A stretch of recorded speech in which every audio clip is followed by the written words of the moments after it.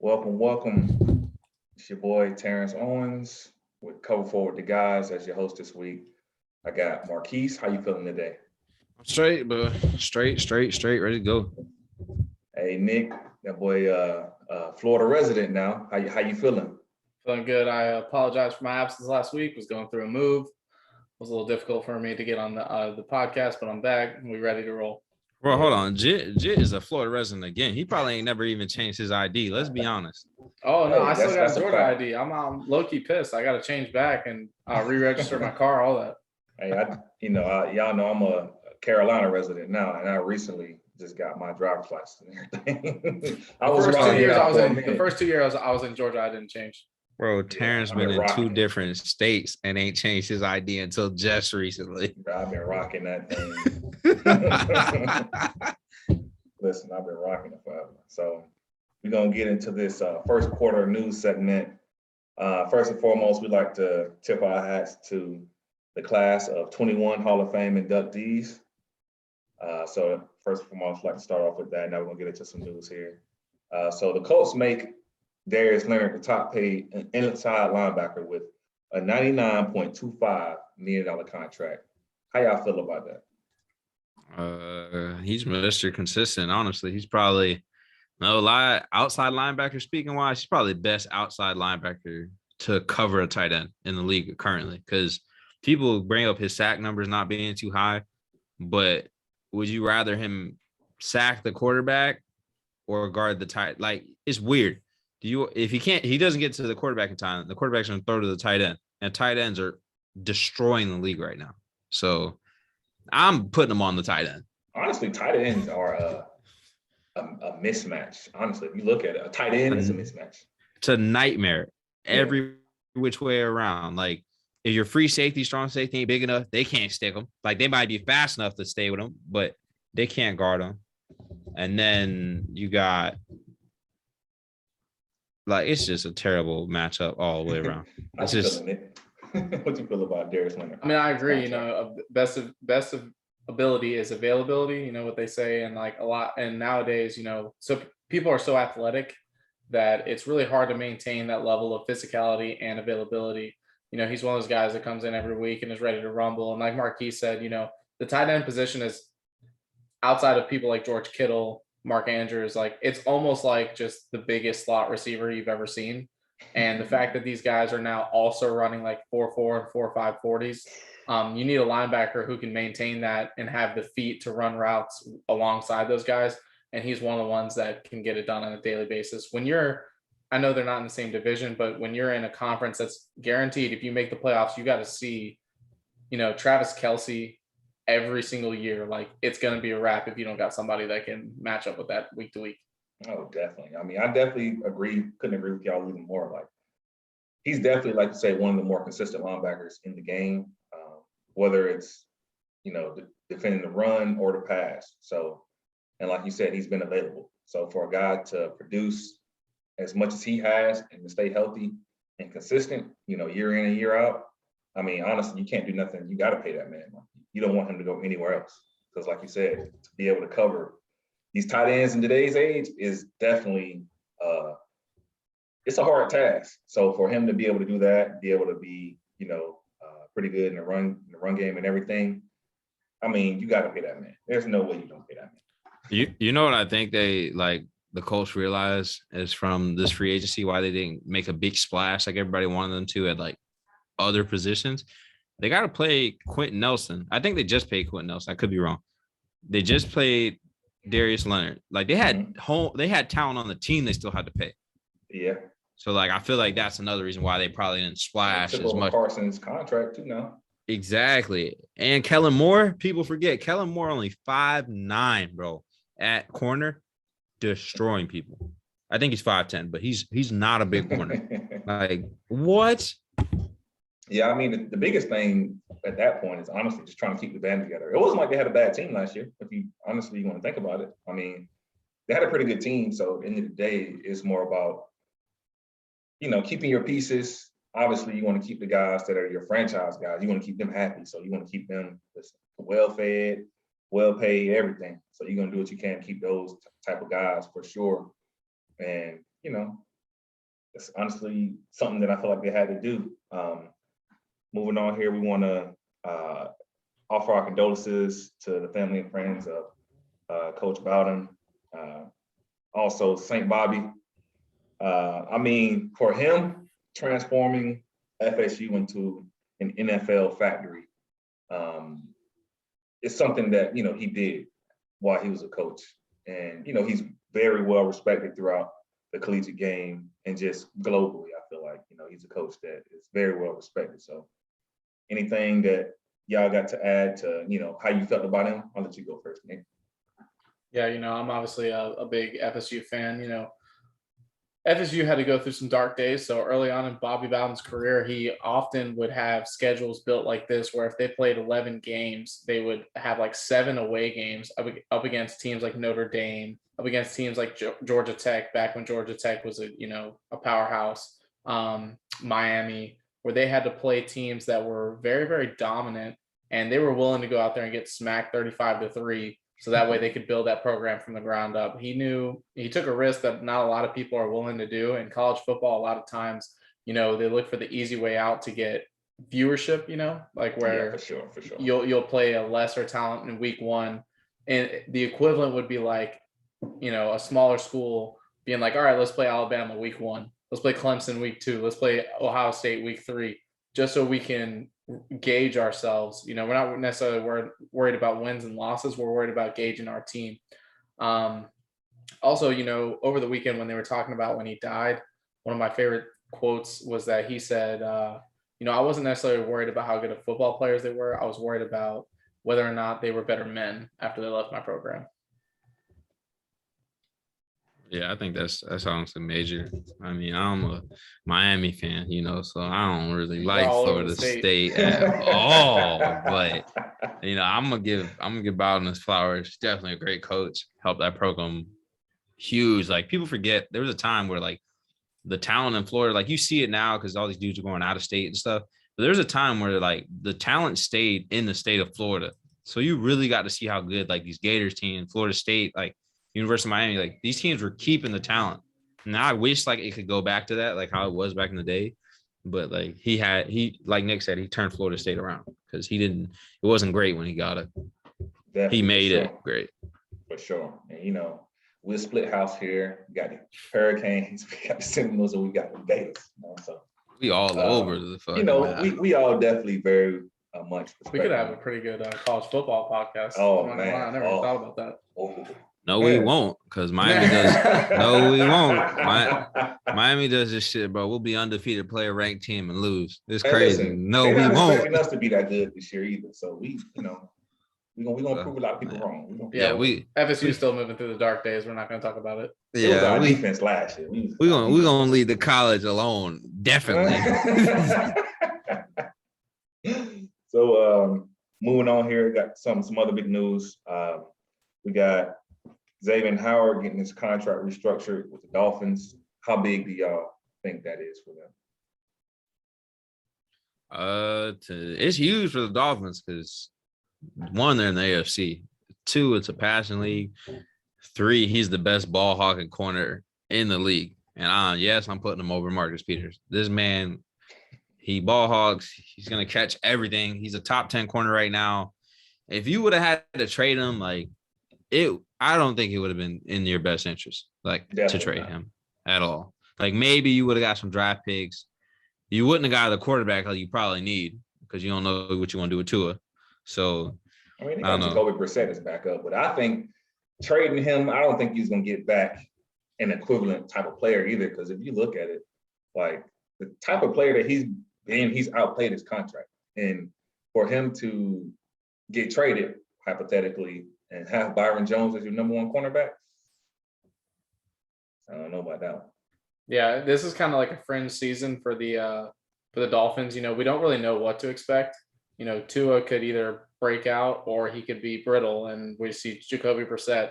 And even though I feel like that's a solid backup, definitely losing that key piece on defense really could be like on a week-to-week basis something that could really mess you up. Like, you got to face Stephon Diggs twice a year. You know what I mean? Like, who's going to and I don't think anyone can necessarily match up with him.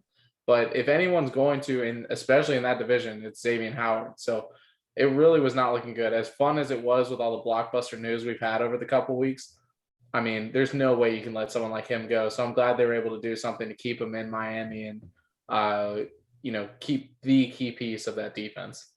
Definitely, for sure. Because I mean, he's definitely a difference maker on that defense. So they definitely need to keep that man happy, keep him home, and hopefully, I mean, they made him happy boosting up his contract this year and putting him on a 1-year deal this year, and making him one of the highest paid corners.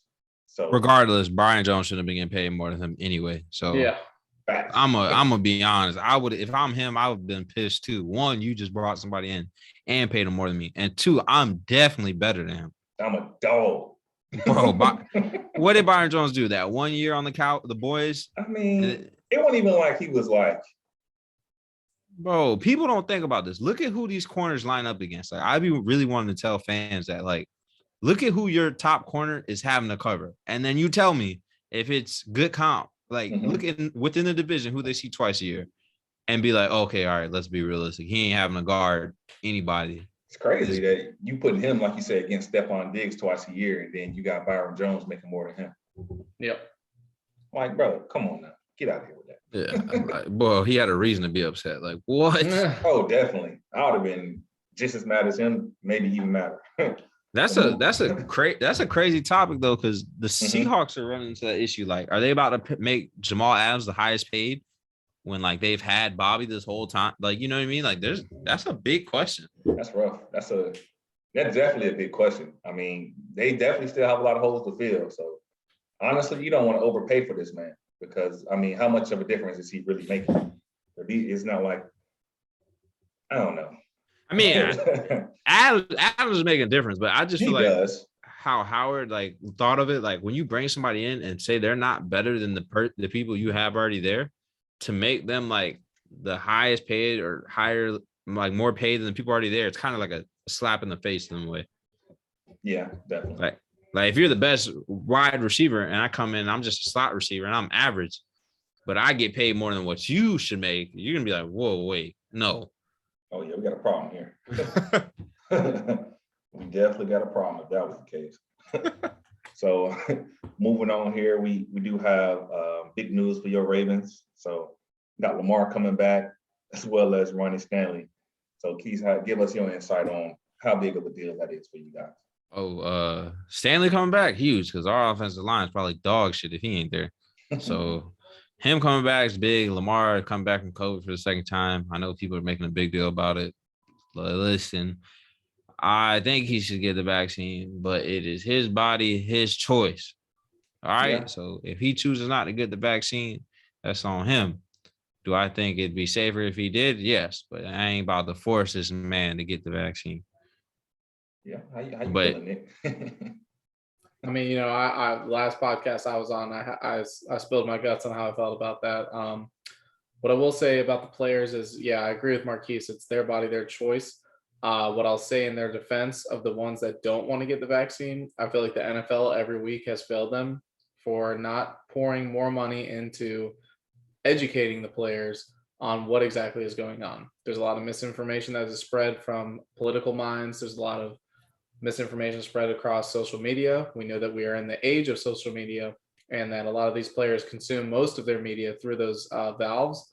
So please, NFL, at some point, hold some seminars for your teams and prove that you really do care about their well-being and they're not just money machines for you, because that's the feeling that I get when I see every week that these players have the opinions that they hold, and it's clearly coming from, more of they're questioning, is this legitimate? Because we get lied to by politicians every week, every day.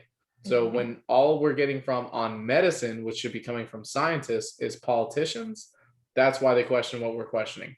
And if the NFL really, really cared about their players, they would come out and educate their players. It's definitely a money grab, because I'm about to go watch the Dolphins play the Ravens in a full stadium with a mask on. You think it wouldn't be a full stadium? I'm just saying, like, you think it'd be like 75%. No, I mean, but you got to think about it, Keith. Like you say, it's at this point, it's just all about money. They took a hit last year and like, oh no, we can't do this again. This can't happen. So I Well, would they have. really didn't, because it didn't really pop off till after the Super Bowl. Yeah, and they got to sit back and watch other leagues deal with it. The Like, NBA, they watched the NBA. What did the NBA do? And all the money the NBA lost. I would have paid an extra $200 to be in like a 50% cap of a stadium for sure. oh, Like, definitely. I would have. If they were like, "Hey, we're gonna only hold 50%," if you would have to pay, I think I paid like $2 something for my tickets, so I would have to pay $4. I still would have did it because I ain't never seen the Ravens play like live, so I still would have paid for it. So yeah, I agree. And I'm going to Lambeau later this year, and like that's one of my bucket list stadiums to visit. You know, that's like football lore. So I would pay. The dollar amount doesn't matter to go to a situation like that. Like they need to play it safer. Safety I couldn't agree matters. with y'all even more. I mean, they definitely got to do a better job, and more than just COVID. Like it's, health. Is as a whole. Honestly, like you look at it, like from a CTE standpoint, from players, like they start developing them symptoms, or whether it's domestic type of things. They just honestly have to start investing more in them as a whole.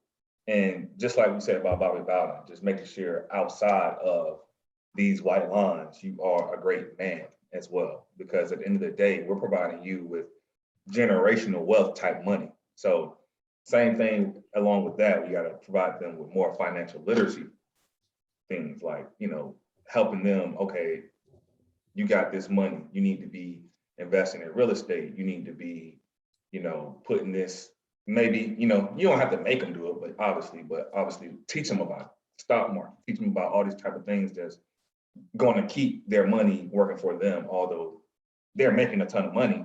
Okay, I can make my money work for me, even when for me it's time to retire. I've done more than I, can, or more than I should have, maybe, to keep that generational wealth just trickling down. And Yeah. I feel like it just has to be a lot more done for them on a personal level. I feel like the players are more conscious on their money, though. Marlon Humphreys brought it up. Like, he started to see, I think he tweeted a couple months ago, that he's realizing players aren't buying like these huge houses anymore. Like, they're kind of like doing more with their money. So Like, even him, he lives in a trailer right now. He's getting his house built. I remember watching like on YouTube. He bought like land, like I'm talking like 200 acres type land. Yeah. And he's just chilling. And he's like a huge country boy. Like, he's chilling. So my thing is, it's just like, okay, you got these people buying these mansions and stuff like that. Like, okay, why do I need 10, 11, 12 bedrooms, 20? Right. It's like them by Why? themselves and they got 10 Why? bedrooms. Yeah. Why do you need that big of a house? You're not even going to use majority of the space, but you have to clean it. You have to take care of it, utilities, maintenance. Wow. It's not cheap on something that big. Like, I'm close to getting a tiny house, big dog. Them shits is hey, Jeff them Bezos got a shits is $50,000 house, ain't it? A little small, But- tiny house, right? them shits is amazing. I done stayed in 3 of them in Airbnbs. I'm like, fucking Jeff amazing. Bezos got a little small, tiny house, like a $50,000 house. Jit probably got 10 houses. Let's be honest. I mean, We're not gonna talk about Jeff Bezos dog bed. Go look up how much his dog bed costs. I don't even want to know. Let's get this Bro, shit they rolling. collaborated with I don't even want to know. with Bentley, bro, to I'm make his telling dog you, bed. I think he living in like a tiny house, $50,000. But moving on, we're gonna move on to the Michael Thomas saga continuing. So, what do you think he meant by what he's put on social media? He said they tried to damage your reputation. You saved theirs by not telling your side of the story. How big is that? What do you think he might be implying, Keith? What do you think he might be implying? I think it's to go with like, how Kawhi left the Spurs with the whole injury thing. Uh-huh. I feel like maybe it has something to do with his injury, or like maybe even more to the scenes behind it. I mean, I just honestly, other than his tweet, I feel like they're being kind of childish. I'm not gonna lie to you. Both sides, so. Yeah, because the way Sean Payton went at him in that interview, I feel like was like excessive. Like, don't get me wrong, like I've beefed with coaches, like I've argued with Coach D, and I love that man. Boy, I done got into it with him in practice, but I ain't never gone out and told nobody like any like negative thing about him, or I just feel like is too much, and they probably could have had that conversation face to face, or like you required him to come in to talk to him. You know what I mean? Yeah, for sure. But I feel like there does become a point where shit gets escalated too far and you're getting disrespected so much that you probably can't fix it. So I feel like that tweet is probably hinted at like, hey, like I done been getting disrespected and I'm not like, ain't nothing to fix probably at this point. What you think, Nick? I mean, I agree with what Keith said. I think it's kind of like it almost sounds like he was saying like I was asked not to say anything, so I didn't. And by doing that, I've saved the Saints organization, and now I'm being dragged through the mud because now if I bring some shit up from 8 months ago, now I look I know you want to get into it, but now I look like a diva.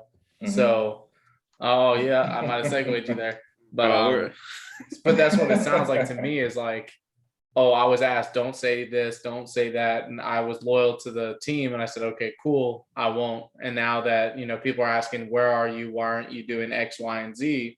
Now that I'm bringing up my issues with the whole situation, now it's a problem. And then it's, well, that's old news. Why are you bringing it up now? I was asked not to bring it up. So that's the way I look at it. Into your thing, Keith. I don't forgot about plugging the computer in, so I got to run to get that real quick, charger. But go into your diva speech real quick. It's crazy to me. Like, big shout out to Staff Sergeant Joseph Stewart. He's a big friend of the show. He's a Saints fan, so I know he's going through it right now. This whole saga got his feelings probably hurt. But people label like players divas a lot. And people fail to realize like this is their normal job. Like how me and Nick and Terrance got like normal day-to-day jobs. Like your kids can get sick. Nick could feel like, you know what? I don't want to go to work today. You know what Nick gonna do? He gonna call his boss. Hey, I'm calling out for tomorrow. Hope Nick don't call out tomorrow. But you know what I'm saying? Like he just calls his boss. Hey, I'm calling out. I don't want to go to work. Some people feel like they put these players on like a pedestal, like too big of a pedestal. Like, bro, they are just football players. Like y'all treat them like I don't know. Like, I think they're great. Don't get me wrong. I think they're great, but they just treating these people like, I don't know. They ain't divas. I think the way people are looking at it is you get paid millions of dollars or hundreds of $1,000s, pretty much a ton of money to go out there and play football. So I think what they're looking at is you get paid so much money. Why are you complaining? Or why do you act like that? Maybe that could be their perspective. Potentially, what you think, Nick? I mean, my answer to that is those same people who would say like, oh, you get paid millions of dollars would also be the ones that preach to their kids money isn't everything. So it's kind of hypocritical in the fact that, they know that money isn't everything. So when someone's not happy, whether they're making $10 million or making $10,000, you're not going to be happy. So I've always thought that's hypocritical. That's why I've always been an advocate for players getting their money, because at the end of the day, what do the GM say when a franchise player gets traded? Or what did the GM say when what did Jim Irsay say when Peyton Manning got cut by the team and they chose Andrew Luck? Business is business. Somebody who poured their heart and soul into a franchise, someone who poured their heart and soul into a city, gave you classic after classic after classic, gave you everything you ever wanted, generated billions of dollars for you. And then they look at you and say, business is business. So I agree with Marquise from the perspective that money doesn't make you an agent or, I hate to throw around this word, but I honestly don't know another one, but like a slave to this, this industry that you have to do X, Y, and Z just because you make X amount of dollars. Like, I don't agree with that at all. No, definitely. Aaron Rodgers said it best. Like, it's how you treat people. Yeah. The people were like, what did he referred to? Like, the people are what keep this going. And you're just mistreating the people at this point. I'm not saying like, I don't know the Mike Thomas thing, but I'm just speaking in the part. Yeah, there's a lot going on that none of us know. But yeah, like for sure. Like that's between him and the Saints organization. But like y'all fans, I feel like big are just calling people divas, this and this. Like everybody acts like they so like resilient to everything. Like they're just the best at every. Like, come on now, bro. Like, let's be honest. Like, there's probably times you be at work bullshitting, be on your phone, hanging out in the corner, finding ways to cut corners. The only difference is we ain't sitting here with a whole newscast reporting every time you at work You taking 5-minute break to do this. Oh, or you want to go smoke a cigarette. Or, oh, my kid, I Taking gotta a go dump for 10 minutes. Yeah, you were there taking a dump for 10 minutes. Or, Yeah, hey, on your bro, phone. I gotta leave work 2 hours early. I gotta get my kid, knowing damn well your kid ain't get out of school till 4 o'clock and it's You don't only even got 1 kids. Exactly, bro. Like, leave these people alone. My thing is, I just feel like we have to start holding the people higher up more accountable, because it's like the finger always gets pointed at the player, like, oh yeah, things won't go right, it won't go on his way. He requested a trade, blah blah blah. Like, let's look at the OBJ thing for example. Then he's like, oh, they pretty much sent me to Cleveland for me to die per se, you know. So it's like people want to call OBJ a diva, but it's like, what have the Giants done for him? Hey, I'm saying it right now. If I'm the best receiver on my team and I'm telling you, get me the ball, and that's me being a diva, well, bitch, I'm a diva. 'Cause I don't know how you expect us to win if I'm the best receiver. You ain't getting me the ball. Like, what happens when Atlanta wasn't getting Julio the ball? It didn't look pretty, Nick. All right, I agree. Like, what?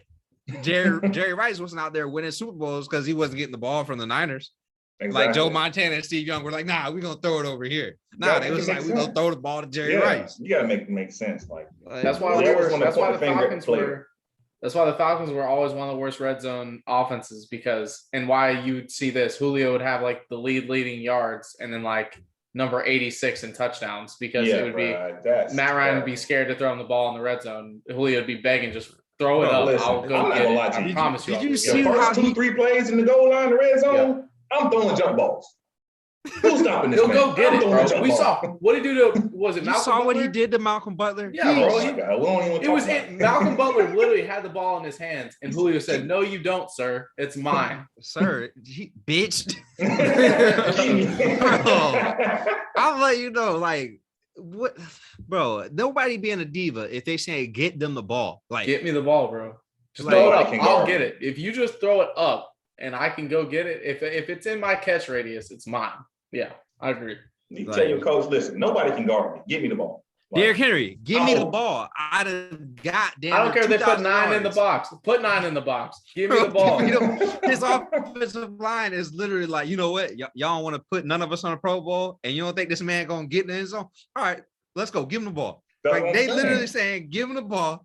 He gonna get by, and then the perfect thing is the line gonna block for as much as time as he needs, and then he gonna get by and stiff arm people outside of 15 yards. Yeah. You're not ankle biting that man. You're not cutting grass with him. Stop acting like if something ain't broke, don't fix it. If you know this man is doing such great things like Devontae Adams and Aaron Rodgers, bro. What did Aaron Rodgers say he liked doing? Getting the ball to 17.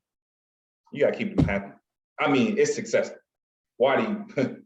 Because it's that 5% of the league, or not even 5%. I don't know what it is, that are special talents. Like, you know, they are special. Yeah, for sure. Get them the ball. If Aaron Donald's like, no, I want to be on the outside and I don't want to come inside because I get blocked by 3 people, and put it on the outside. But he's still going to get blocked by 3 people because they don't want him to sack quarterback. Like, bro, like Travis Kelce, hey, give me the ball. I done put up 1,000 yards 5 seasons straight. Give me the ball. All right, y'all. Before we started recording, Keith told us he was gonna go on a rant, so we just had to let him take off for a little bit. So y'all gonna call these receivers divas, bro? Let me follow you around and work, and I'm gonna report everything you do. I'll let you know. I don't start school until the 23rd. Yeah. Every time someone leaves the bathroom, Marquise will be like, yeah, you wasted too much time in the bathroom. I will pull up to wherever you work. Let your job, ask them if I can follow you for the day. I'm gonna follow you for a week, because a day you can bullshit a day. I'm gonna follow you for a week and keep you on your toes. And I'm reporting everything. Cut it out, bro. Oh my God. Oh, this man was on his phone for at least 45 minutes. Got tally marks for every time you pulled out your phone during your shift. Man. So we go move on to this halftime setting here. So I got a quick question for y'all. So after watching the Hall of Fame game, right, between the Cowboys and the Steelers, so how important is it for the starters or the stars to play in these type of games? So an example, we did see Chase Claypool go down early on, thankfully nothing serious, but although Keith might have been like, man, it should have been something serious. but we saw Chase Claypool go down early on. So, how big of an impact, should we see them at all, or how much should we see them in these preseason games? I'll be straight up. If I was a coach, GM, owner, whoever, if I have like a star, like a true star, they're not touching the field at all. Like I don't care. For me, the preseason, like, and I mean this genuinely, like, and I mean this from like as a Falcons fan. Like I was never like, oh, I can't wait to watch Julio in the preseason. I wanted to see whoever we drafted that year. So like, and we've talked about how Kyle Pitts has become overhyped, but like I still want to see him play in the preseason because I want to know what is he going to do. And so someone like him, even though he's already been kind of somehow put into this superstar status, even though he's never played it down, like he needs to play because we need to know what he's doing. But like, yeah, I would never want to see Aaron Rodgers. If I was a part of Green Bay, I would never put Aaron Rodgers out there. I would never put Patrick Mahomes out there. I would never insert anybody, Lamar Jackson. I would never, ever, ever put anybody out there because I want to see the upcoming talent. Yeah, that's my thing because you know what Lamar is going to do. You know what, Aaron Rodgers, Tom Brady. Those guys, those are proven guys who don't have anything to prove in the preseason. I feel like you definitely need to see reps from guys like, if we're going to look at a quarterback situation, for example, with let's go to Green Bay, and you got their backup quarterbacks, for example. Okay, you think this man is the guy moving forward. That's why you went and got him in the first round, right? Well, we need to see him. Yeah. I mean, this is honestly the only time we're going to see him because he's not ever in his life or the next life starting over Aaron Rodgers. Yeah. Go ahead, Nick. Go ahead. Well, the last thing I was going to say is like the only time it makes sense for like a veteran to even play is like if they're in a new scenario, like Teddy Bridgewater, like he needs to play in Denver because we've never seen him in Denver. You know what I mean? So like those types of situations. I mean, yeah, I feel like he should play some maybe, but I feel like, you do have joint practices. You do have those 11-on-11. As long as he's getting the concepts, I feel like, okay, you can depend on him because you got the concept. We know you're going to watch film, and when you go out there, we know you know how to read a defense. So for us, it's just more so, do you know the plays? I feel like develop a little chemistry, but as long as you know the plays, I feel like you can go out there and perform. I mean, these boys are like working in training. I mean, these men are doing it in training camp. They got drills right after the season. Some of them getting into it. Like Nick said, if I'm the GM, bro, you probably ain't touching the field. I mean, in some cases, I get it. Maybe the first quarter, and even that's like a stretch because it can get real hairy at some point. Maybe like 1 or 2 series at the most. Like honestly, I don't get it. Honestly, I never understood the preseason because even like Nick as a GM would know, or a head coach, they know which dudes they're probably going to keep at this point. Yeah, I mean, honestly, there's guys that are a lot. Yeah, like I don't get how electric you can be in a preseason that would make you make the roster if you weren't going to already make it. Because you got to think, you're not seeing the best defenders on that field anyway. That's a fact. My thing is, too, it's like you can see a guy come out there and, wow people. Like for the Browns last year, it was, Sheehy Giuseppe, or remember he returned a punt in the preseason last year. He had a pair of OBJ cleats on and everything. And he's fast and everything. And he didn't make the team. So it's like, it don't make no sense. I'd rather see the players play 7-on-7 with no pads. I'd pay to watch that. I'd rather you dump 2 preseason games, right? Mm-hmm. And you do 2 in pads if you want, whatever. Do 2 in pads, or honestly, do none of them in pads. I'd rather watch 7-on-7 with the guys. Okay. Because you limit the contact, maybe, and at that point, you probably keep them out there the whole time.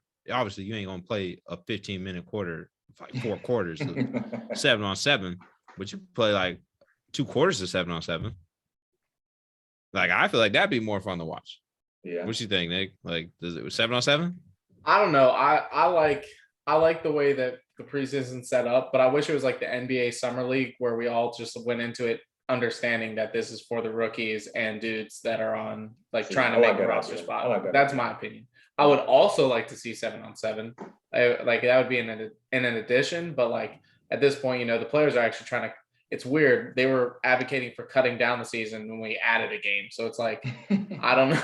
I don't know how that happened, but Go yeah, seven, obviously right, but go 7-on-7 one game, and then we drop one preseason yeah, game. drop another one. So so we're at 3 preseason games now. So do 2 legitimate preseason games with the rookies and the dudes trying to get a contract, and then one have 7-on-7. I would like right before the season starts. Yeah, I to mean, get I feel like just a feel.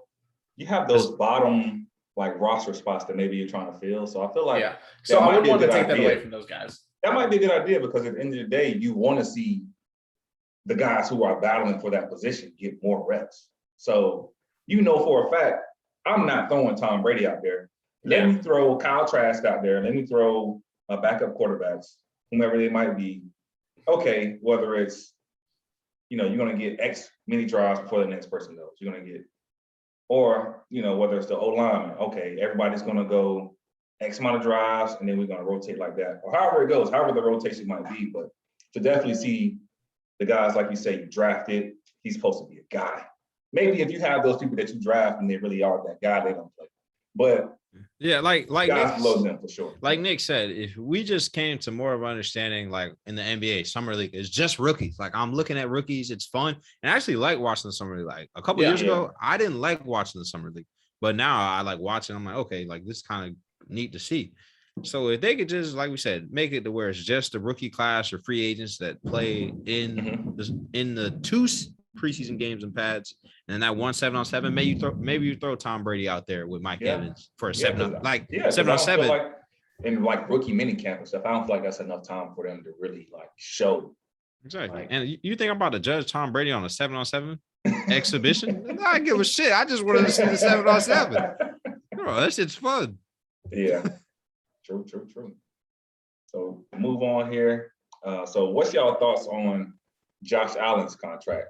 Do y'all feel like he was paid, compensated where y'all thought he should have been at? Or do y'all feel like maybe it was a stretch? Or what y'all thoughts on that? I think that he in a way deserved it. I'm not Josh Allen hater. Josh Allen hater. I think it's a little much, honestly. I ain't gonna lie, because he boomed last season. He hasn't consecutively gotten better. He just boomed last season. But he deserves he didn't get better every year? Nah, I don't think so. He definitely got better every year he's been in the league. But the big boom was last year. But he got better from his rookie year to his second year to this year. He got better every year. I mean, you could literally. His rookie year, he threw 10 touchdowns, 12 picks. The second year, he threw 20, and then 9 or 10. Yeah. And then last, he got better every year. Yeah, Stephon Diggs is definitely the big boom. But I mean, definitely, he got better every year. Yeah, I mean, he's worth it. Maybe it's a little bit of much money, but he was worth it because he took the leap. He made his first Pro Bowl last year. He's everything on that team. Like he's the quarterback and he the running back. Because literally, bro, I don't know what they're gonna do. And he led the Bills to the AFC Championship game. So I mean, it's deserved. I think Josh Allen got a cannon. I think Josh Allen, like a lot of people, are trying to figure out who you could compare him to. I think he's a better version of like Ben Roethlisberger, if that makes sense. I think that's his comparison. That he could probably be a better version of Ben.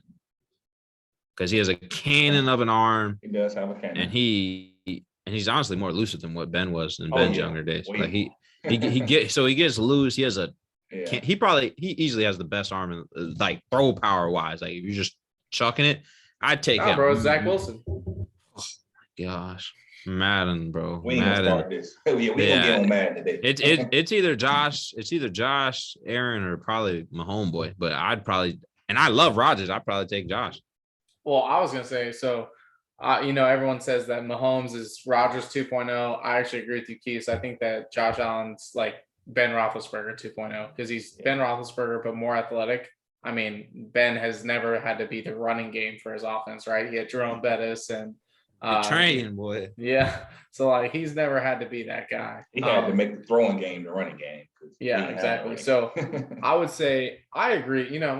I said it earlier in the episode. I'm all for players getting their money, and it's just kind of like what the market's out there for right now. We saw Pat got like the ridiculous contract in terms of length, where now Josh Allen's kind of getting a more of a deal for it's more advantageous for like restructuring once we see what he's going to do in a couple years.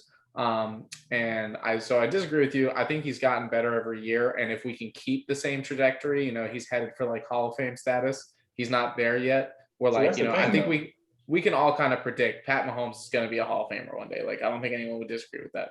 Yeah. We're talking about Pat, not Josh, right? We're talking about Josh.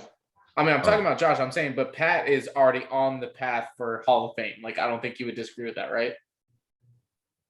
I wouldn't disagree. I wouldn't. But where Josh he on it, yeah. Josh is on the path where he could be on the path for Hall of Fame. Where I think Pat's already there. Like Pat's already won an MVP, already won a Super Bowl. Like, if his offensive line was healthy last year, he might have been 2-0 in the Super Bowl and beat Tom Brady. And so that's what I mean. Where Josh is like, okay, we need to see you in one of those games. So I would never say that, but I think that Josh deserved the money because you cannot name 7 quarterbacks better, and that's just what the market's paying at the moment. Exactly. Like, there's no way. I don't care what nobody says. You ain't naming 7 people better than him. Like, I can name 5 for sure, and 6 or 7. I have him at 5 or 6. Honestly, I change my mind every week, but it's like until the season starts, I couldn't tell you. Like his system works perfectly with him. Like how they run that offense, and they just let him cut loose in it. Like he just throws the ball all over the field. I think that's what plays into it a lot is the fact that I think his rookie year, they had the reins on him where I look at, so another good comparison is kind of like Justin Herbert has like the potential to be Josh Allen, right? And it's like Justin Herbert came to the league. They were like, well, we don't know what to expect. So they pulled the reins off him and he started out so strong. And then they're like, well, let's reel you back in. And that's when it was like, okay, that's why the coach got fired. Where with Josh Allen, he came into the league. They tried to baby him a little too much. And so it was kind of weird to watch. And then in the second season, they took a risk on him. He took off. Then they got him Stephon Diggs. And it was like, okay, now we're talking about him as a top 5 quarterback in the NFL. So, I think this year, I agree with you, Keith. I think this year really will prove whether or not he deserves the money, right? Like it's gonna prove he deserves the money. It's gonna separate him from that draft class between him, Baker, and Lamar. Because honestly, let's be honest, Baker at the bottom of the list. It's Lamar and Josh competing for like who's the top. And I hate that's the comparison. They're two different people. I love both of them. I love Lamar and I love Josh. I would take Lamar over Josh. And I hate the trolls on Twitter that are like, Josh Allen after 1 year is like, it's him and Pat Mahomes. And that's not the case at all. Like, first of all, Pat of the newer quarterbacks is like 3 football fields ahead of everyone else. And then it's like Lamar and then Josh. And they're semi-close, but I would still take Lamar. I just think it's the fact of like, Josh just took that boom because of like, look what you got him. Like, yes. And that's no diss. And I hate when people say that's a diss to him. No. You proved like, okay, give me some weapons. What can I do? And he did it. Because there's a lot of guys who can't. Yeah, exactly. This is what I'm going to do. Because if you look at the tape, he still misses on those throws he was missing like 2 years ago. Like where he was overthrow. Like I've seen him overthrow Diggs or he throws it short. Like he still does those throws, but they went and got him somebody that is going to fight for the ball and help him be a better version of him. So then he can improve on his accuracy and build off of that. So he's fighting for if he's going to be better in that class to see who's going to get a ring and beat the Chiefs. That's honestly what it is, because everybody has those debates of like, okay, is it Lamar? Is it Josh? Or is it now we're having these weird discussions? Is it Herbert already somehow? Like my hopes and dreams is that Mahomes and Allen become the next Brady and Manning. That would be my hopes and dreams. Watching that every year, that'd be insane. I mean, it's electric because the ball's getting thrown the whole damn game. That's for sure. Yeah, it's going to be fun to watch. It's going to be a lot of fun. So moving on here. So we're going to ask, since we did have, the Hall of Fame inductees recently. So who do you guys feel like is your biggest snub for the Hall of Fame? So Nick, who's your biggest snub for the Hall of Fame?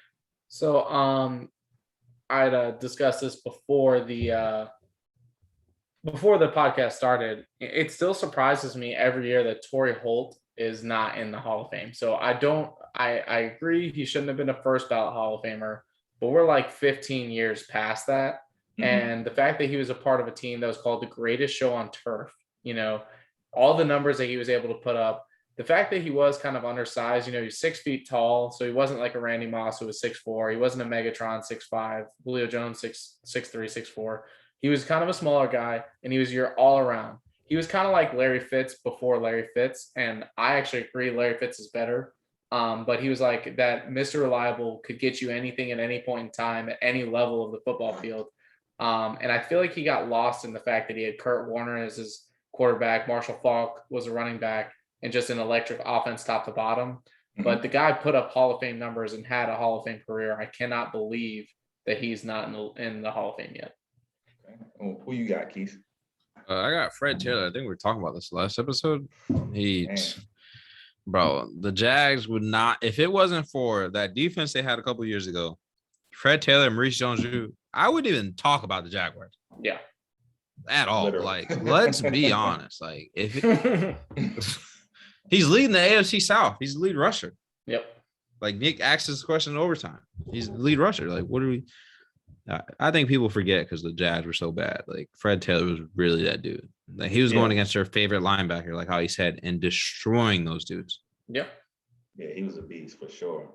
For me, I'm going with Reggie Wayne. And just like we discussed before this segment here, Reggie Wayne, people want to call him the Robin to Marvin Harrison, but just like we said before, they both were Batmans, no? You can have two Batmans. It sounds crazy, but well, and also, what about when Marvin Harrison left? He stepped right into that role. Like he didn't miss nothing. When that was one of the overtime questions I asked was, he was only like 3 or 200 yards behind Marvin Harrison all time in yardage in that division. It's like doesn't make any sense. It's like what for Calvin Ridley and Julio. Like Calvin would have been there a little bit longer. Like how you said, like Calvin. Yeah, give Calvin a couple more years. We might be talking about him like Reggie Wayne. Yeah, like how he just took it from Julio last year and was like, oh, I'm gonna. Yeah, but he wasn't. The only difference is Calvin wasn't the Batman the whole time Julio was there. You know what I'm saying? Yeah. Like if he was, then it'd be like, oh, like boom, same situation. Yeah, it's crazy. So moving on here, so quick question here is, can Daniel Jones or Jalen Hurts become franchise quarterbacks? Damn sure it should be Jalen Hurts, but Danny Dimes' team is better. So off of that fact, Daniel Jones, the turnover machine, should be a franchise quarterback this year. I know my friend from the Six Man Show, Jonathan Osborne, is going to hate me for this because he's a big J-Man fan. But if Danny Dimes turnover machine can't get it going, I mean, what is there to prove? Because the team is ready. It's ready to win that division. And honestly, Jalen Hurts is just dragging the Eagles along. Like he's just putting the Eagles on the back, whole injury team, and going, "Hey, I'm trying." You know what I'm saying? So I like Jalen Hurts, but I mean, I would take him. But the issue is like you don't know what he could really be because he doesn't have the weapons, the whole system. And you got Danny Dimes over there just getting injured. I mean, I feel like we're going to see this year, though. I feel like we're going to see this year. No, you're not. He don't necessarily have all the weapons, but Eagles terrible. You know what the Eagles going to do? They probably going to try him and trade him, and then he going to end up somewhere even worse, or they just going to do what their head coach talking about and not name him a starter and start Joe Flacco. Which, let's be honest, that's two different offenses in there. If you start Joe Flacco, they're going to put him in the package for Deshaun Watson or something like that. I mean, they could do that. I mean, they could. My opinion on is I look at them. I mean, with what we've seen, I'll put them both about even. Okay, so I'll say they're both about even. Danny Dimes has shown flashes like he could be the next dude. He's also shown us that like he's also the next Jameis Winston in Tampa Bay, where he's just all he does is turn the ball over. But at the same time, yeah, he's looked great, but Keys hit it right on the head. I mean, a lot of this comes down to your situation. And when I look at what Daniel Jones has compared to Jalen Hurts, I would pick the Giants a million times over if I was starting as a quarterback this upcoming year. Definitely. I look at it like this. All those quarterbacks that the Browns had over that like 25-year span, it was like 19 quarterbacks in 25 years. One of those guys could have been a franchise quarterback. I know it. If they'd been drafted anywhere else, one of them could have been. I don't know which one. I don't really care. But one of them had the potential to be a franchise quarterback, but they were ruined by their situation. Unfortunately, the Eagles have won a Super Bowl within the last 5 years, but also have flipped it into the worst franchise, arguably, in the NFL within those 5 years. And Jalen Hurts is the starting quarterback. So yeah, definitely. they got him Devontae Smith, who is now hurt, unfortunately. So the one saving grace to be like, well, we got you a new toy. Cool. He'll be back and maybe we'll be okay. But I feel terrible for Jalen Hurts because he's going to get blamed for this season like it's his fault. And in reality, it's just a dumpster fire. And he doesn't have the leverage to be like, I want out. I think everyone should notice that, like, this season isn't on him. Like, your defense isn't going to be good. Your offense isn't going to be good. It's just like, we're scrambling for wins. Let's be honest. They're going to put the blame on him. 100%. But we know they're going to blame him. They definitely don't put the blame on him. Daniel Jones is definitely in the situation to be a franchise quarterback. And like you said, if he can stop the fumbling, stop the interceptions, then okay, we can potentially see how electric their offense could be. They got offense talent all over the field. Defense is going to be nice. I mean, I feel like their defense is always solid. So, what they need to do is trade everybody except for your young talent. Like that old offensive line you got with Kelsey and Peters. Trade all those dudes. Get something for Darius Slay. Be bad for maybe a year or two and stock up. Like the Patriots laid the blueprint. All right, we're gonna be bad this year. Next year, let's see what's up. Yeah, we hit the free agency though. No, but I mean, you guys were like, okay, well, COVID hit, so all your dudes opted out. But you were like, all right, well, we're gonna be kind of bad. Oh well. Yeah. Or the Dolphins, they took all those picks and look what all those picks turned into. Larry Tunsil, look at all Larry Tunsil picks turned into. Yeah, honestly, I mean, it's I'm telling you, for him, but we're gonna have to see if it really gonna blossom. You trade Lane Johnson and Kelsey's brother, you getting something from him. Because I'm telling you right now, the Ravens need a center. I would do it. I give you a first round pick. Trade Graham too. They Kelsey. might be able to get a piece for him too. Exactly. Yeah, Graham. You got Fletcher Cox. Exactly, bro. Cox. Yeah, a lot of those older players that are win now type players, like Keith just touched on. I mean, the Ravens, why would they not? Yeah, those dudes are older, but the Ravens are ready to win right now. They could do that. Yeah, y'all get a better pass rush. I mean, maybe that's a theory we put out there. Maybe we need it. This. Somebody might hear it and they might put it into fruition for you. And I mean, honestly, different divisions. Why not? It's not like we're gonna have to face you twice a year, nothing like that. Let's trade them anywhere. Like, there's so many teams. Like the Bills, they need a pass rusher. They'd take Fletcher off you right now. Because remember, they wanted to get JJ. Even Atlanta, like with all those pieces on the offensive line side of the ball, they'd probably chance it and take one of those dudes. Like, and I'm not saying Atlanta's win now, but like Nick, if we built the line for you, you gave Ryan more time to throw to Ridley and pitch, it'd be like, oh well. I really don't think our offensive line's that bad. I mean, it's definitely not the best, but it's not. But no, it's not. It's not terrible. The worst part about us is our secondary on defense. I mean, we have exactly Darius Slay. You probably give up 2 first-round picks to get. We Darius have Chasco Slay. Middle School as our secondary. So we go. So I'm gonna ask a quick question here. So do y'all think 44-year-old Brady can repeat? Yes. No. Yes. He could. I don't think he will, but he could. No. He could, potentially. No. Another team in history that has won a Super Bowl and retained all 22 starters. It ain't happening. Okay. He could repeat. You know why? Because Tom already losing his mind with them. Because not taking Bruce losing their mind. I guess the boys ain't taking practice serious and blah blah blah or whatever. Tom know what it takes, like we said last week, to go ahead and repeat. I mean, but honestly, they all know what it takes because they all went through it with them together. So, but they don't know what it takes to repeat or go back to the dance. They just know what it took to get to the dance and win one. They don't know this year that everybody is about to triumph, and everybody's ego is gonna get in the way now. Chris Godwin gonna look and be like, "Well, y'all tagged me, and I want to get paid this offseason." He's definitely trying to get paid. I don't know if he's gonna return. I ain't getting the ball, so what do I do? You know what I'm saying? Yeah, for sure. I mean, for sure. Devin White gonna have to start guarding tight ends in coverage because Levante David getting old. Yeah, I mean, we're gonna definitely see. We're gonna definitely see. What, Nick? Why you look like that? What early on? We're gonna get to see. Nick got something to say. What is it? Yeah, I mean, I don't know. I think all that's overhyped. All the stuff that happened in the offseason, because I feel like a lot of that happens in the day-to-day of other teams. They just don't have Tom Brady as their quarterback. I mean, at the end of the day, all all that happens, but I'm just saying this. I'm just saying, I think it's a remarkable feat to keep all 22 starters on your team. That is ridiculous. That's winning crazy. a Super Bowl and then keeping everyone, that's ridiculous. That lets you know that their egos ain't that big, though, honestly. That all of them were like, either I'm going to take a slight pay cut. That's what I'm saying is, whatever's happening right now, they probably have a little hangover from the Super Bowl, obviously. But by the time the season starts, and then also we got to realize there's an extra game in the season. The NFC South is not about to be what it has been in the past. The Falcons are rebuilding, Carolina's rebuilding, and now the Saints are going to be rebuilding and possibly moving their best player. So, I mean, you're almost guaranteed a spot strictly off that. And if you don't think that Tom Brady can galvanize those guys by the time the playoff rolls around, I mean, that's pretty much what he had to do last year anyway.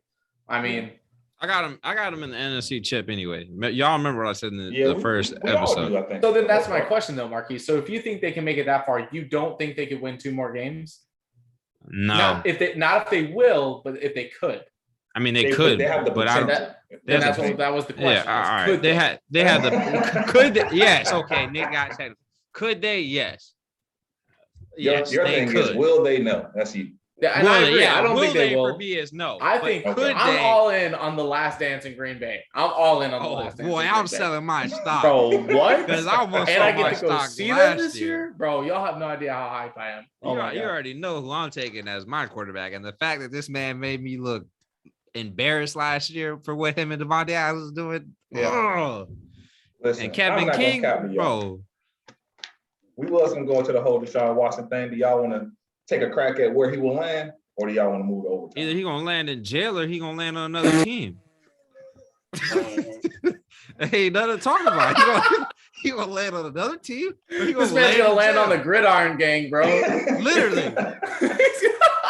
The Rock's gonna be his. He'll be on longest yard part too. Oh my god, I can't. Like I'm being serious. With Adam Sandler for starting position. I'm being serious. It's either that or it's another team because he don't want to play for the Texans. Yeah. So anybody that's a Houston fan, get it out your mind that man gonna lace them up and play there because you got rid of Will Fuller. All he has to throw the ball to is now is Brandon Cooks. I'll be honest. I don't have an opinion on where he'll go, but all this talks about him going to Philly.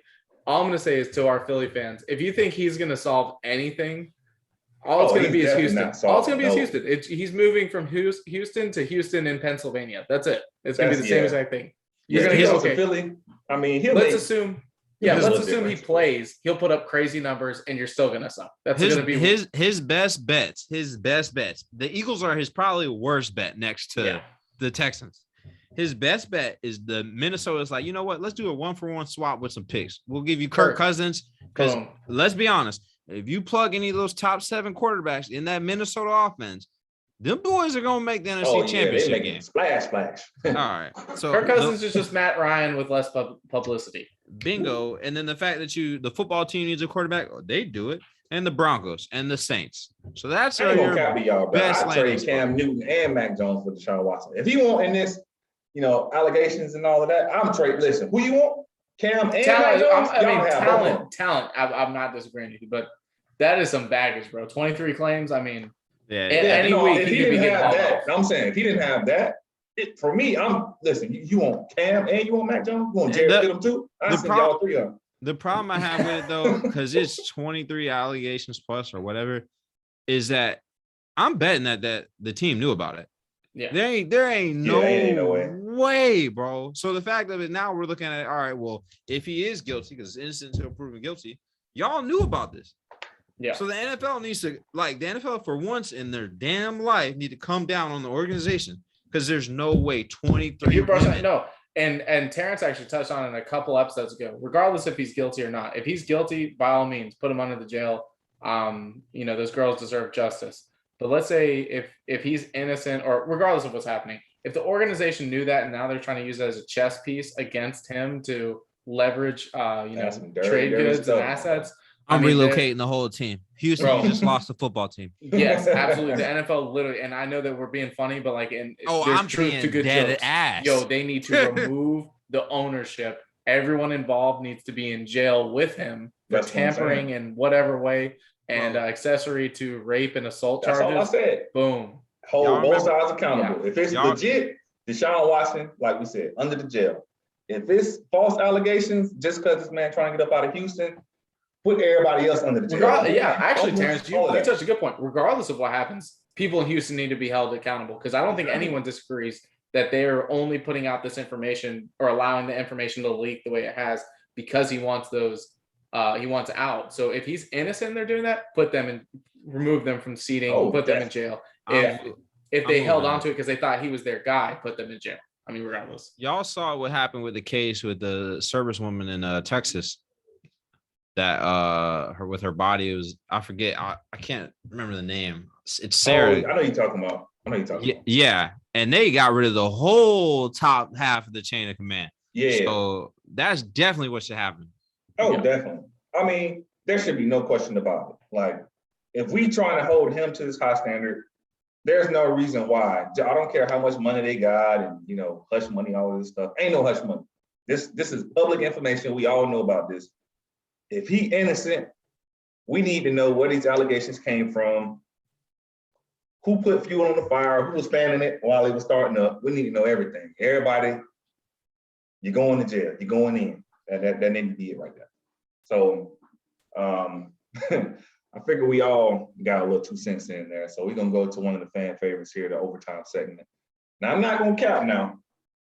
I started y'all with a little, you know, hand-me-downs over here. Now, it's going to get hard. They going to get hard. So, first question here. How many years must a player be retired to be eligible for the Hall of Fame? Hey, time out. Before you go there, the servicewoman's name was Vanessa Gillen. But go ahead. Sorry, I had to say that. I didn't want to say that woman's name wrong. So Nick's got his answer. But yeah, go ahead. So how many years must a player be retired to be eligible for the Hall of Fame, Keith? Just multiple choice? Nah, it's just tell me. Oh, how many? What? 5. Okay, bet. Both of y'all get a point. So look, yeah, I wasn't even gonna do the. I'm taking my point, bro. I'm not gonna be. How many questions? How many questions is there? So I ain't gonna lie to y'all. I got 5 questions written down, and I got 2 tiebreakers written down. So total of 7. If we don't need the tiebreaker. Let's be honest. Yeah, because I'm about to wax Marquise. Let's go. It's 1-1 right now. So next question here. What team played in Cleveland, LA, and St. Louis? Answers are Cardinals, Browns, Rams, or Colts. Say the whole question again. Yeah. What team played in Cleveland, Los Angeles, and St. Louis? Was it the Cardinals, the Browns, the Rams, or the Colts? The Rams. I want to say it's the Colts, but I'm gonna go Rams because I can't remember the Colts being called anything in Los Angeles. Okay, bad. Both of y'all got that one. I told you we starting off. And it was close though, because the Colts the Colts were 2 out of the 3, weren't they?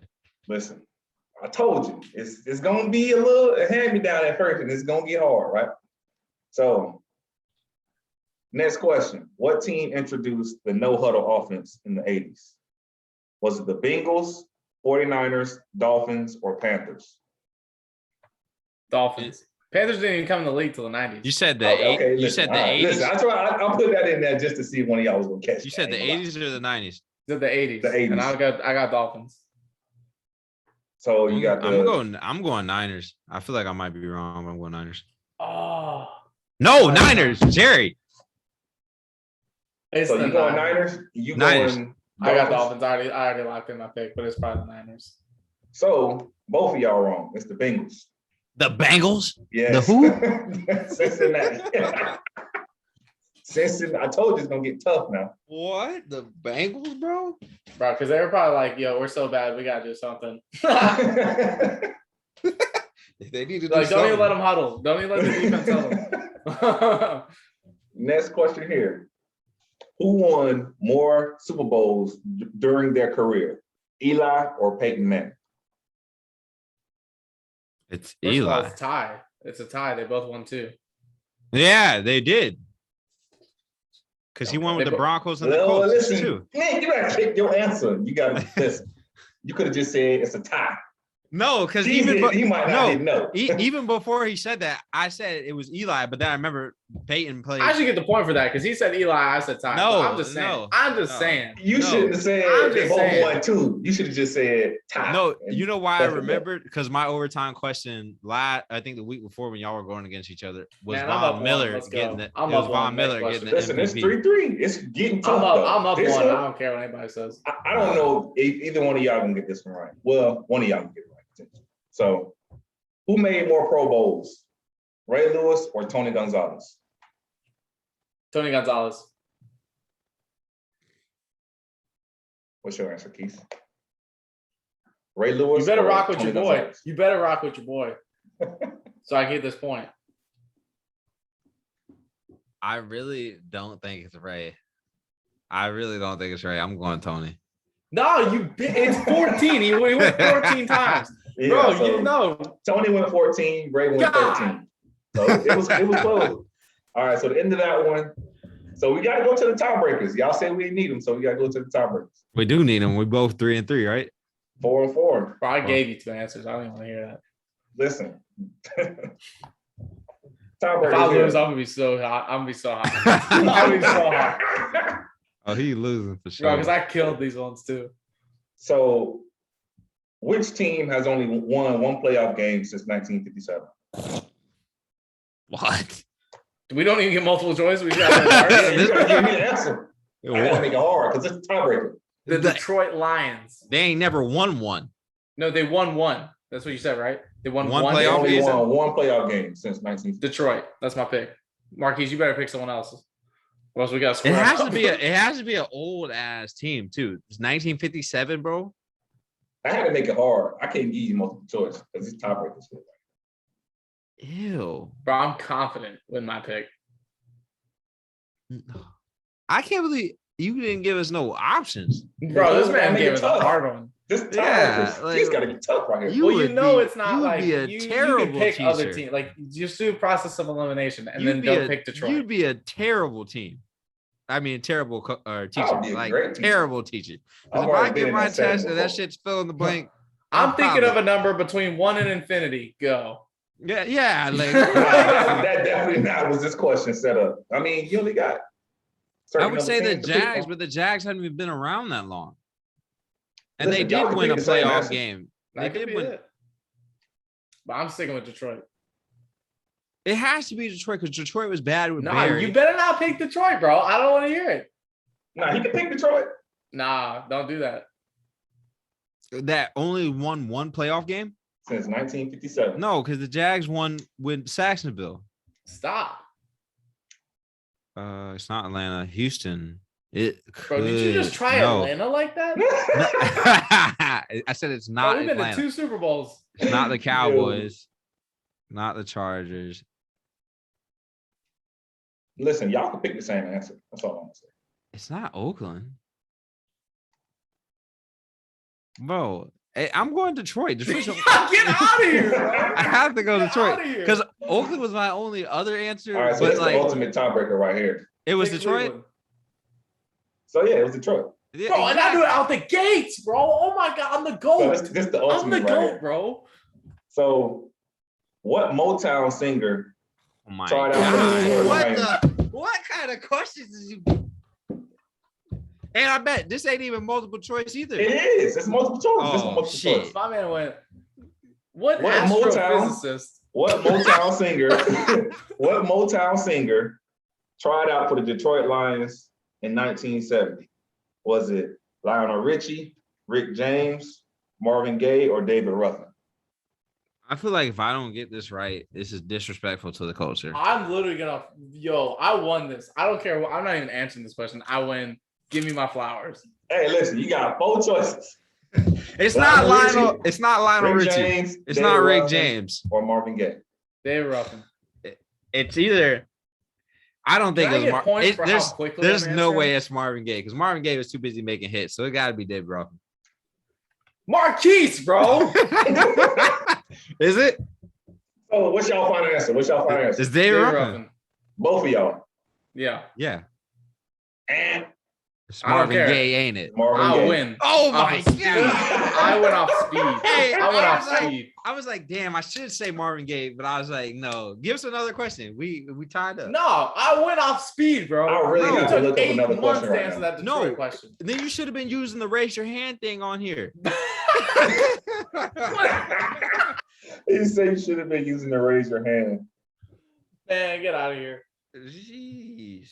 I said Marvin Gaye was too busy making hits, and it was Marvin Gaye. So I'll I'm let you so go through mad. Every team's entire franchise history, and then you're like, "Yeah, all right, sounds good." Detroit. No, because I wanted to go. So at first, I Then wanted you to go said Eli, and I immediately said they were tied. That's some lame stuff right here. All right, so I got another tough question, All right, right? let's do it. It better have multiple answers to it. Bro, Come on, he come literally, on. it came out his mouth. He said 1957, only one game. I said Detroit instantly. All right, so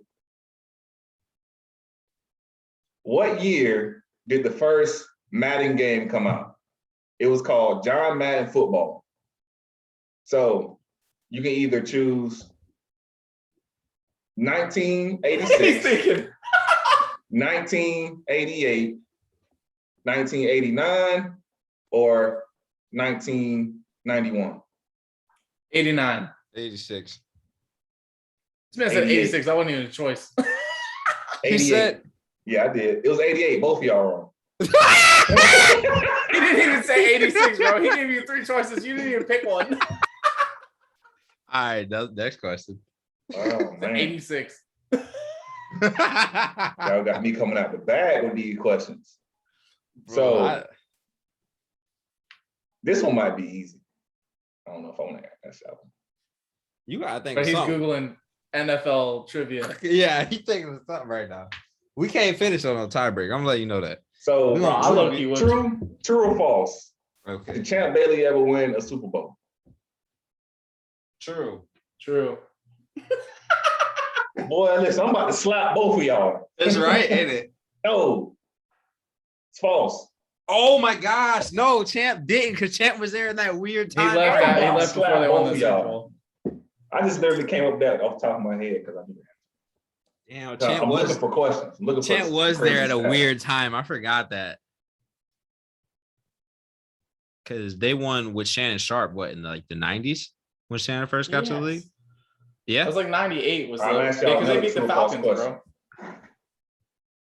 I'm gonna ask y'all another true or false question. Come on, man. I mean, Ask only us- two answers. ask- True or false? Ask us a multiple choice question or something and just say we can't pick the same answer. Oh, now we're gonna do that. See, After that's- I done rode my That's coattails the whole game. setting one of y'all up though. That's setting one of y'all up.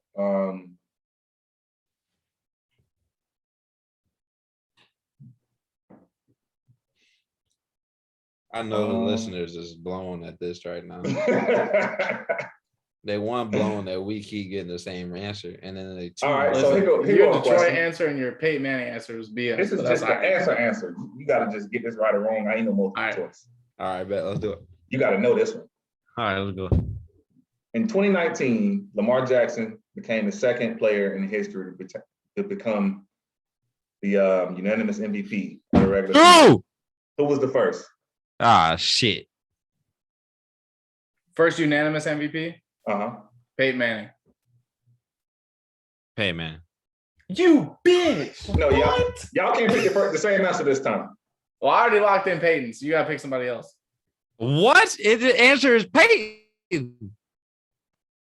Please pick somebody else. Who? Bro, Pick somebody else. bro. Oh my God. I'm gonna go. There's no, I'll go fucking Tom Brady for shits and giggles. Ding, ding, ding, ding, ding, ding, ding, ding. Keith got it. It was that 07 season. So,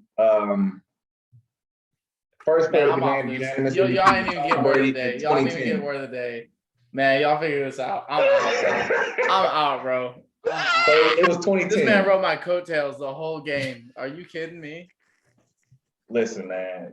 I told you I had some tough questions. Oh, He probably didn't know the answers, and he was riding the coattail. King me, bro. King me. We're gonna have to have a fan come on here, like an audience member, and play me because y'all Hey, these are fans sorry. finna These fans gonna be geek this week with this one, boy. Bro, Get y'all outta sorry. here. I was up 2 on you. Y'all Get sorry. Out of here. Y'all Hey, can't. these fans gonna Outta be geek this here. week, Bro, y'all man. can't beat me in Get this. Y'all can't beat me outta in here. Madden. Y'all Yo, just going out Get ready for the sad. live tweets on this. Oh my God. Y'all going out sad. You are Nick, the sorriest of We all gonna, time. we gonna try to ease the tensions a little bit. Nick, come hit us with the word of the day. Loser. Big mad. Big mad. Anyway, my word of the day. Big L. Shouts out to Big L. Hey, for real. But that was like that halftime performance, you know. Remember the skull with the Patriots? That's what you was looking like. Anyway, my word of the day is embrace change. All right. I've had some big changes You should going on. not embrace change because you ain't never winning, but keep on.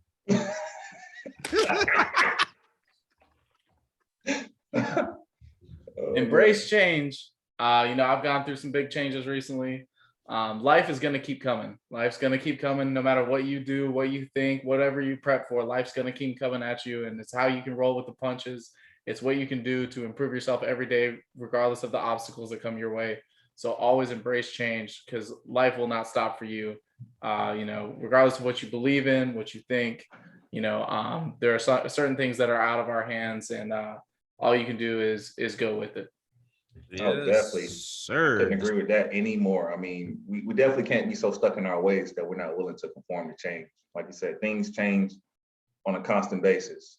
So we definitely have to be willing to conform to it, adapt. That's the big thing. I feel like we definitely have to be willing to adapt to, many different situations and not be so stuck in our ways because, we tend to think that our way is the only way and it's the right way. So we definitely have to be willing to conform to change, and it can definitely make us a better person for sure. Yeah, big shout out to Nick. Them changes is like Jit got a new car.